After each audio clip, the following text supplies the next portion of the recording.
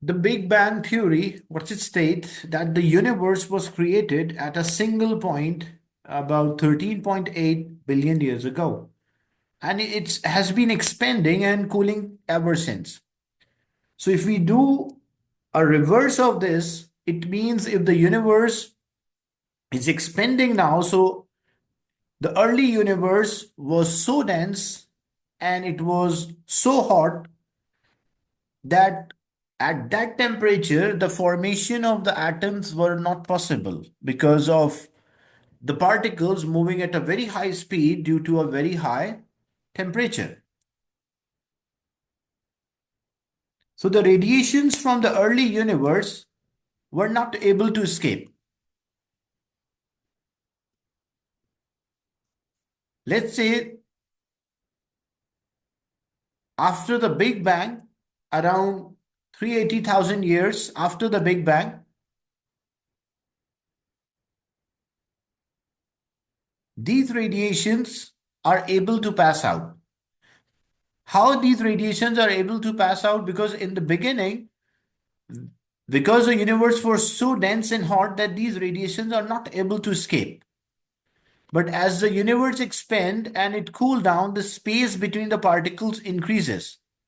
The formation of the atoms also take place because the temperature is relatively low, which can form the atoms.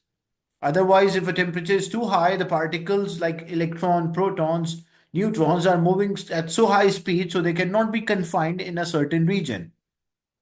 So as the universe cooled down, it is the radiations are able to escape, which were trapped initially. And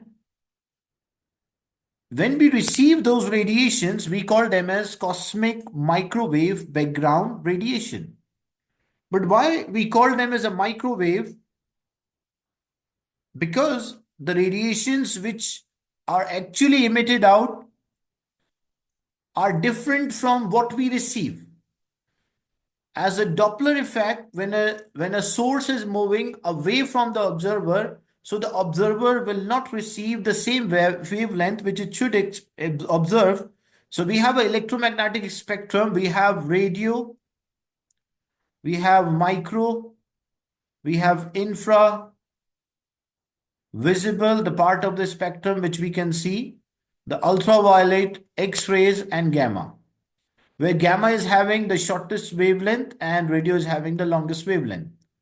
So these radiations which are emitted are able to escape after 380,000 years after the Big Bang, and the universe is continuously expanding. So when we receive those radiations, we observe that they appear to be longer than what is actually emitted out because of the Doppler shift. So it appear in the microwave region. These radiations appear in the order of a microwave or a longer region as compared to what is actually emitted out. And whenever we look into the space, we're actually looking into a past. Like example, if we are observing a moon, so the moon is like the position of the moon, what we see now is actually was the position 1.3 seconds ago.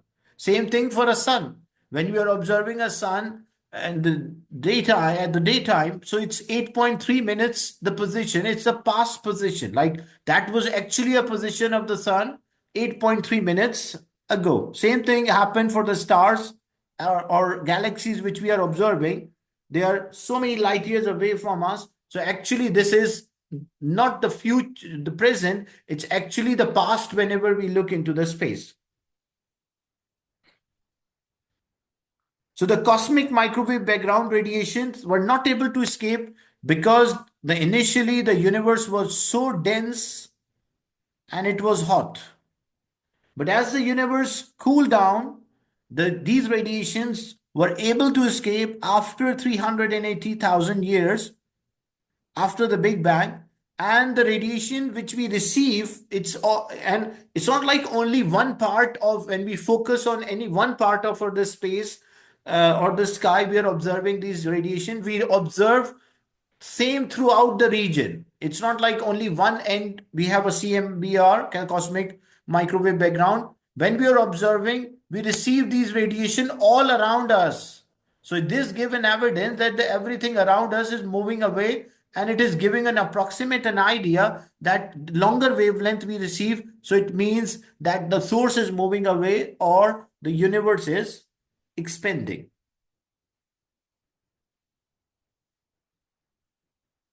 So the cosmic microwave background radiations actually support the concept of a Big Bang. So a Big Bang theory can be, which states that everything starts with a point of singularity. So the cosmic microwave background radiation as well as the Doppler shift or the redshift, which we say, is supporting the Big Bang theory.